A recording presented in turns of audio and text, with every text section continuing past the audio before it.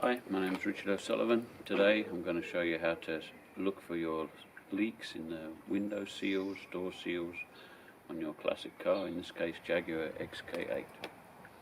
You need a little Bluetooth speaker,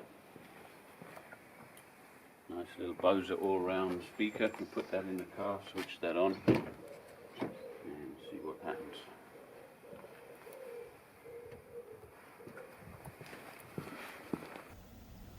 Taking a look at the whole car from a distance, we can see the seal that's causing the problem.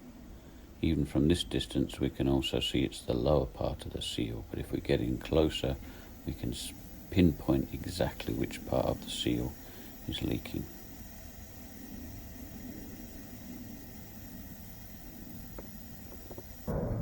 Noise interference, in this case from a passing aeroplane, doesn't affect us because the frequency we've selected is much higher. Taking a look at the other side of the car, we can see that the problem area is very similar.